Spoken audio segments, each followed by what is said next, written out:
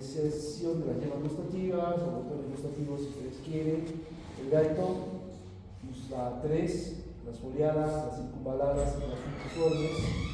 Las foliadas, como vemos, se encuentran en la parte de la carga posterior de la lengua, las circunvaladas o caliciformes formando la B o la OB en la parte posterior de la lengua, y las fungiformes que se encuentran en los 2/3 anteriores de la lengua. Igualmente, aquí igual tendríamos a las papilas filiformes. Y como podemos observar, los 2/3 anteriores están inervados pues, por el séptimo par craneal, por el nervio de la cuerda del tímpano, y los 2/3, el tercio posterior, por el glosofaringeo, noveno par craneal. Y la epiglotis que vemos aquí, las amígdalas, los pilares están inervados por el bajo. Entonces, cuando hablamos de especificidad de la yema gustativa o el gustativo primario,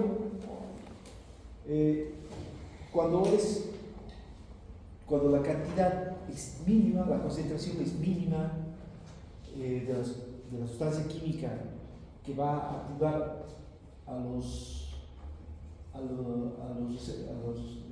receptores gustativos, entonces responde a uno de los 5 estímulos gustativos primarios, solo va a responder a uno. Pero cuando la concentración en el alimento es muy grande, responden a varios estímulos gustativos primarios y secundarios. ¿Ya? Esta es la diferencia. ¿Ya? Entonces, cantidades mínimas responden a uno específicamente. A grandes cantidades pueden responder a varios. Y lo que vimos allá, cuando se genera el potencial del receptor, el salado y el ácido se abrían sus canales, en el caso del salado para el paso del sodio extracelular, para producir la despolarización, abre los canales de calcio y libera el neurotransmisor. El ácido, los hidrogeniones eran el hidrógeno que estimulaba a los receptores que se encuentran en las microvellosidades, ingresaba el hidrógeno, producía la despolarización. También se descubrió una sustancia que es la ortopendrina, ¿ya? Entonces esta era la responsable de abrir los canales de calcio y por lo tanto igualmente se liberaba el neurotransmisor. Ahora, el TURCE y el UMANI, como verán, estos azúcares igual estimulaban a los receptores de las microvellosidades, pero activan segundos mensajeros. Estos segundos mensajeros, como vemos aquí, cierran los canales de calcio y producen una despolarización, haciendo que se libere el neurotransmisor. Y de esta manera se crea el impulso sobre la neurona sensorial. El amargo, por ejemplo, la quinina, que tiene cadenas de carbono y nitrógeno, igualmente actuaba sobre los receptores de las microvellosidades, activaba la proteína G, que es un segundo mensajero. Entonces se liberaba, había ingreso de calcio, se liberaba el retículo plasmático, y este calcio igualmente liberaba el neurotransmisor y se creaba un estímulo sobre la neurona sensorial. Entonces, transmisión de la señal sensitiva del sistema nervioso central, como vemos, del séptimo, noveno y décimo par craneal. Todas estas vías sensitivas van hacia el núcleo solitario del tálamo, del bulbo, ¿ya? Entonces, de ahí, siguen un ascenso al tálamo hacia el núcleo ventropostero-mediano, para luego llegar a la corteza gustativa a nivel de la ínsula anterior y el opérculo frontal. Y este se encuentra en el polo inferior de la circulación postcentral. Aparte, se estimulaban los núcleos salivales superior e inferior, ¿ya? Que se encuentran igualmente en el bulbo, y los cuales producían la secreción de las glándulas salivales submaxilares, sublinguales y parótidas. Entonces, esta es toda la vía sensorial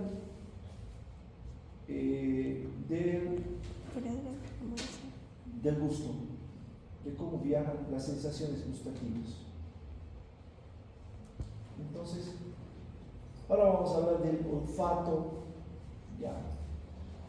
Este sentido del olfato es el que menos se ha estudiado, el que menos se sabe, ya, porque el sentido del olfato es el menos desarrollado en las personas en comparación con los animales. Ya.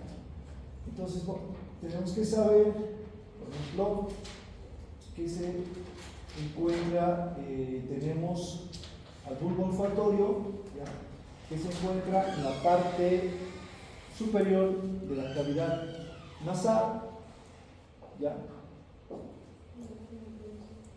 En las partes laterales de los cornetes superiores, igualmente en la parte superior del cornete medio. Como vemos, cómo está organizado,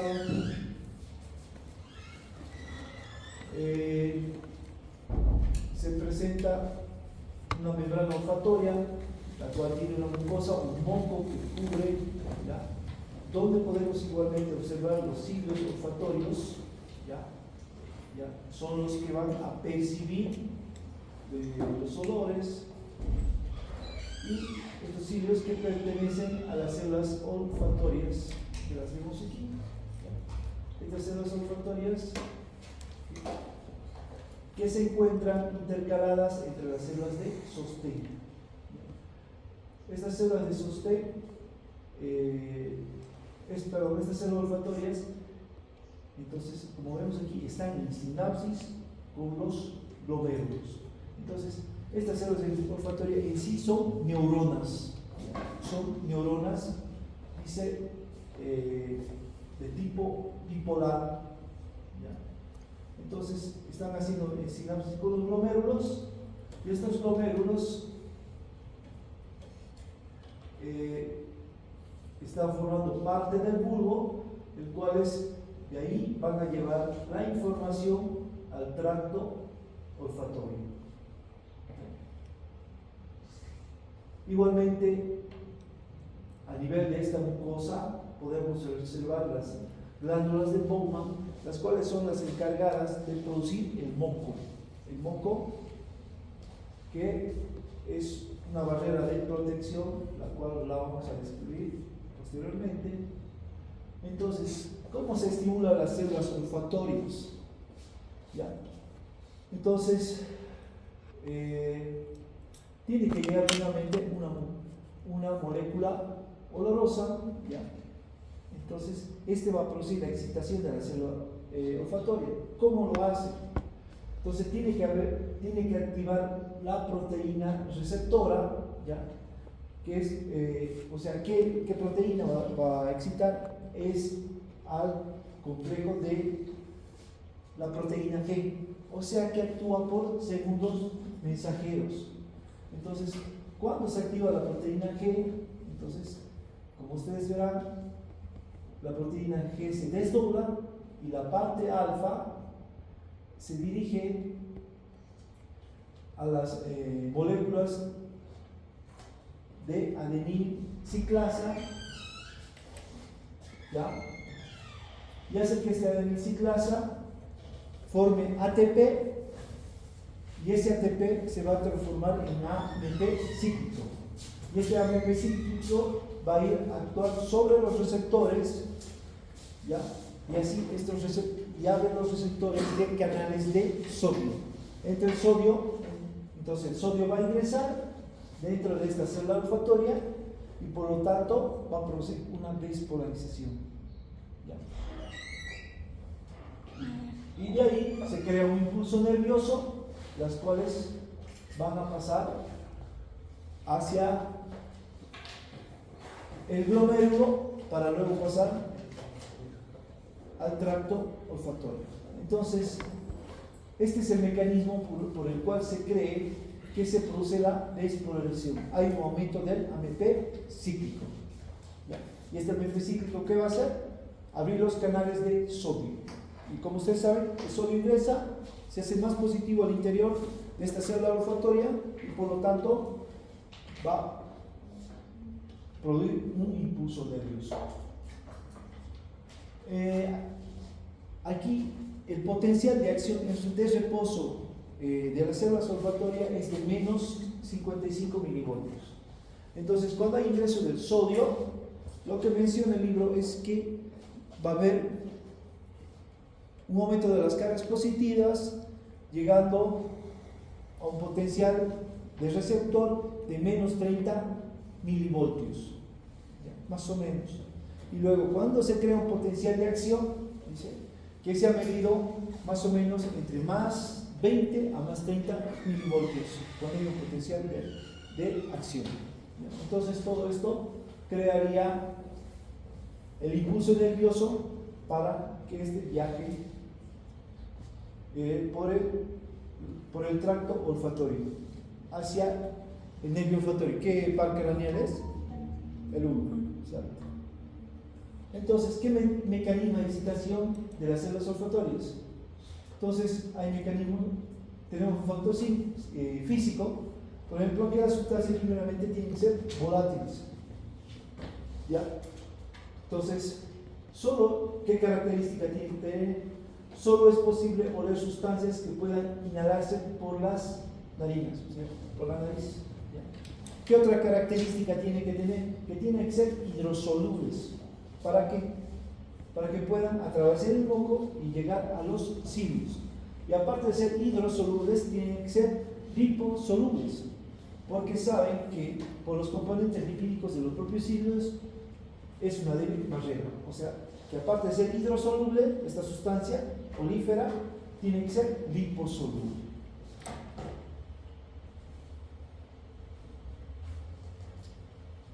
Ahora, adaptación de las sensaciones olfativas. Dice que se adaptan el 50% más durante el primer segundo y al cabo de un minuto se adapta totalmente. Y esto se lleva a cabo a nivel del sistema nervioso central. Entonces, esto es lo que dice Guyton. Entonces, como, por ejemplo, si usted entra a una habitación, ¿ya? Y hay un olor nauseabundo, pútrido, ¿ya? Entonces usted lo siente, ese momento desagradable, ¿ya? En el primer segundo ya lo siente ese olor. Y dice que estos receptores se caracterizan por adaptarse rápidamente, el 50% en el primer segundo. Pero al cabo del minuto, usted se adapta totalmente. Dice que ya no siente esa sensación tan fuerte, ¿ya? Entonces, ¿y por qué? Porque se lleva una inhibición a nivel del sistema nervioso central. Es por eso se explica, si usted se compra un perfume y se coloca todos los días, no siente ya ese aroma. ¿Por qué? Porque sus células olfatorias se han adaptado, ¿ya? En cambio, una persona que nunca ha sentido ese perfume, lo siente, ¿ya? Lo sentirá el primer segundo y al minuto ya se está adaptando a esa sensación olorosa. Entonces, esta adaptación se debe a fibras nerviosas centrífugas que vuelven al tracto olfatorio, procedente de regiones olfatorias del encéfalo, acabando en células inhibitorias, ¿ya? Entonces, esta sensación olorosa viaja hasta el encéfalo, como vemos, y hay en las regiones olfatorias del encéfalo, descienden tractos retrógrados inhibitorios, ¿ya? Entonces, ¿qué va a pasar? Por ejemplo, como vemos, veamos desde aquí. Entonces, ha llegado un olor pútrido, nauseabundo, actúa sobre los cilios. ¿Cómo actúa? ¿Cómo hace para que se produzca un receptor, un potencial de receptor? ¿Qué tiene que activar? La proteína G, el segundo mensajero. ¿Qué hace esta proteína G? Se desdobla y la porción alfa, ¿dónde actúa? Sobre el adenilato ciclasa. transforma el ATP en AMP cíclico. Este AMP cíclico actúa sobre los canales de sodio. Ingresando el sodio se produce la despolarización, ¿ya? Entonces se crea el impulso nervioso. Este impulso nervioso entonces va a viajar, llega al glomérulo y de ahí se transmite al tracto olfatorio. Entonces llega al encéfalo, ¿ya? Entonces aquí de las neuronas, en el encéfalo existen las neuronas centrífugas. Entonces estas neuronas centrífugas mandan una vía retrógrada hacia las células mitrales, ¿ya? Que están aquí. Estas neuronas centrífugas se llaman células en grano. Entonces, ¿qué hacen? Producen una inhibición a nivel del glomérulo, ¿ya? Entonces, es por eso que se produce una adaptación a los olores, ya sean agradables o nauseabundos, o pútridos, ¿ya? Gracias a esta vía retrógrada de neuronas centrífugas que se llaman células en grano, que descienden y inhiben a las células a nivel del glomérulo, ¿ya? Entonces, ahora, las sensaciones olfatorias primarias, ¿ya? Como hemos visto en el anterior capítulo, cuando veíamos el gusto, solo había 5 sensaciones gustativas: dulce, salado, ácido, agrio y umami. En cambio, en la vista, igual, ¿qué colores reconocíamos? Rojo, verde y azul. En cambio aquí, ¿ya? Es mucho más complejo. En los últimos años se han determinado aproximadamente 100 sensaciones olfatorias, pero los investigadores, los fisiólogos, ya han descubierto hasta 1000. ¿Ya? Entonces no se tiene aquí bien marcado.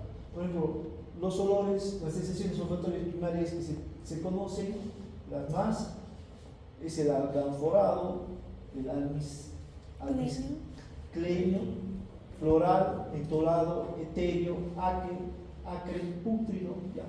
Entonces, es más complicado aquí de tener el conocimiento de las sensaciones olfatorias primarias. ¿Por qué también? Porque hay ceguera olfatoria, ¿ya? Hay muchas personas que no pueden reconocer ciertos olores porque existe una ausencia de la proteína receptora correspondiente para poder percibir esa sensación olorosa.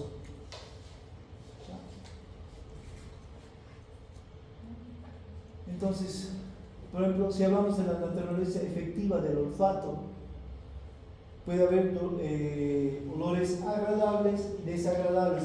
Hay personas que para ellos es un olor agradable, para otras personas es un olor desagradable, ¿ya? Esta condición igualmente tiene que ver mucho el momento, digamos, de que uno come. ¿Qué hace? Lo primero que hace una persona antes de comer es sentir el olor, ¿ya?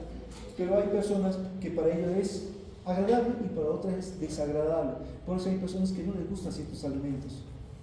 Por ejemplo, el olor del pescado. Hay personas que no comen pescado por el olor directamente. ¿Por qué? Porque para ellos es desagradable. Entonces, se relaciona de acuerdo a las emociones, ¿ya? Y sobre todo se ha visto que en animales inferiores se relaciona el olor con el impulso sexual. O sea, se habla aquí de las feromonas. Por ejemplo, mucho hablan de las hormigas que rigen, las feromonas rigen un modus vivendi de muchas criaturas, entre ellas las hormigas, criaturas de aquí, ¿ya? Entonces, tiene que ver mucho las feromonas. Umbral para el olfato. En el umbral para el olfato se requiere una minúscula cantidad para las sensaciones, ¿ya? Entonces, no da una cantidad, ¿ya? pero por ejemplo, se ha descubierto esto se obtiene en el laboratorio, es el metilmercaptano, que se puede oler a la presencia de una 25 millonésima de gramo en cada mililitro de aire. O sea, es una mínima cantidad la que se puede percibir de este metilmercaptano. ¿Cómo se utiliza este metilmercaptano? Como vemos, este señor está levantando una garrafa. El gas licuado, como ustedes saben, está formado por propano, no me acuerdo el otro componente, pero son inoloros, ¿ya? Entonces, si existiera una fuga del gas licuado, usted nunca percibiría ese olor, no sabría que está. Entonces, ¿qué han hecho?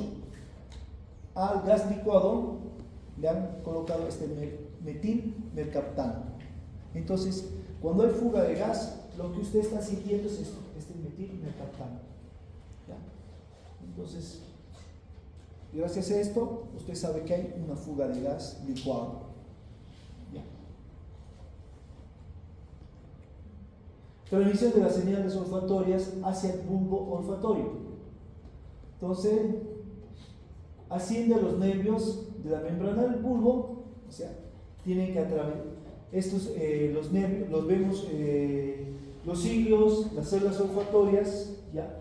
Tienen que atravesar la lámina cribosa, ¿ya? Que como ustedes saben se encuentran en el etmoides.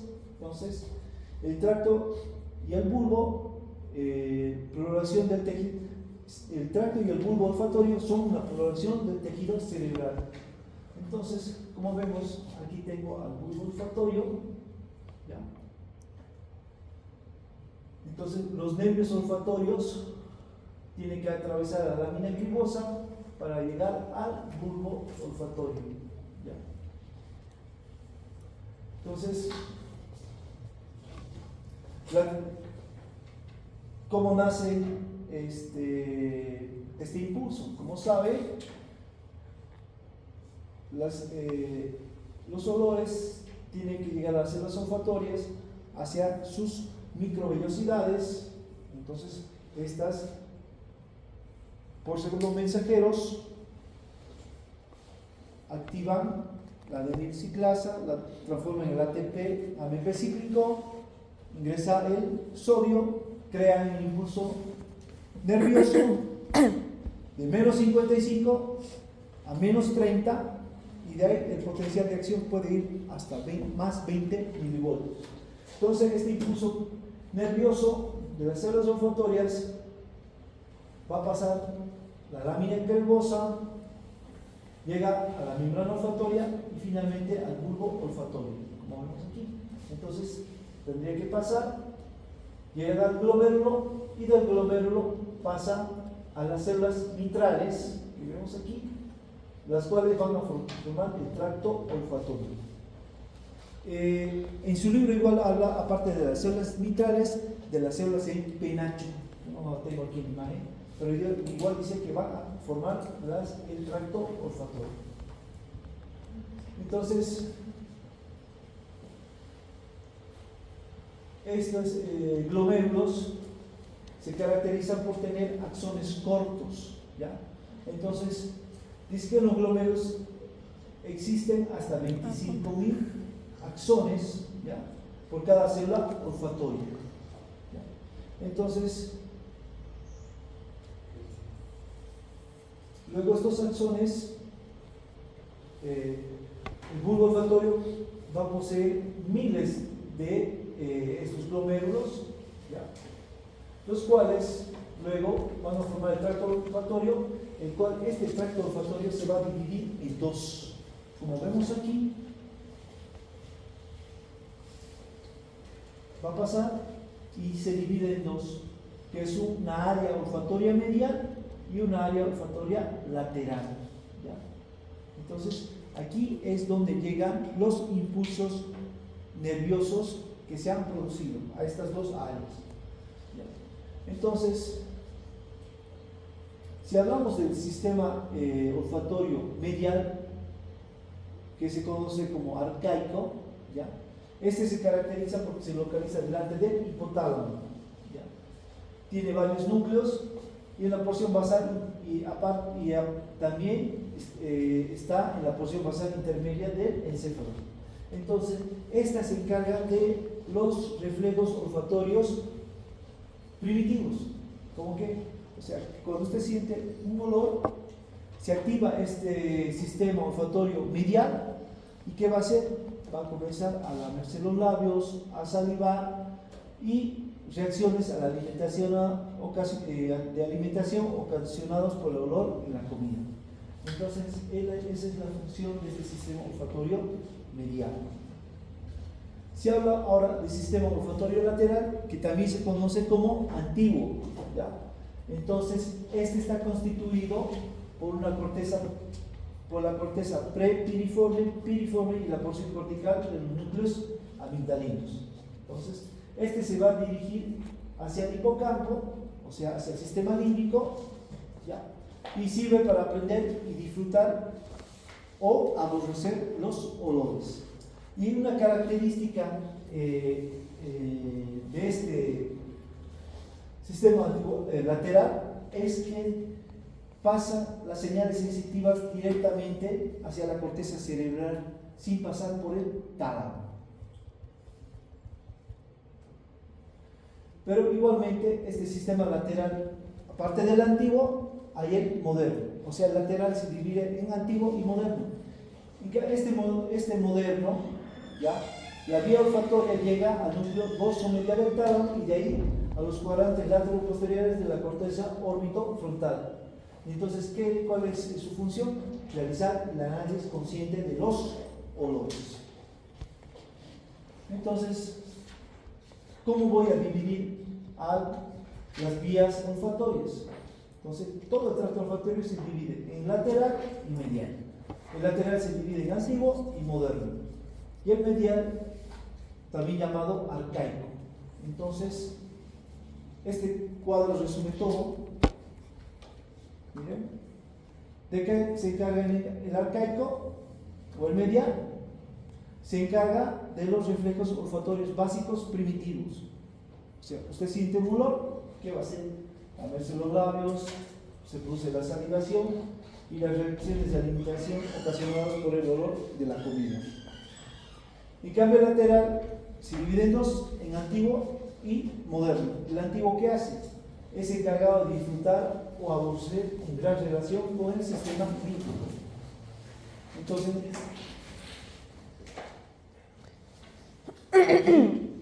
usted adquiere el gusto por las comidas. ¿Le va a gustar o no? Por el olor que llega hasta el sistema límbico. Y el moderno es encargado del análisis consciente de los olores. Bueno, eso es todo lo que es olfatorio. Como revisarán en su libro, es un tema re cortito. ¿Hay algo que no esté claro? Doctor, del cambio de potencial, ¿cuánto sería? Digamos de menos 50. Habla de menos 30, que es el potencial, no, menos 55, el potencial de reposo. Cuando ingresa el sodio, el potencial del resultado sería de menos 30. Y cuando se produce un potencial de acción, va de más 30 a más, de más 20 a más 30 milivoltios. Entonces, se crea un potencial de acción y el impulso nervioso viaja por las células olfatorias. Más 20 más 30. O sea, el potencial de reposo es menos 55. Entra el sodio y comienza a subir primero a menos 30, es su potencial a menos 30.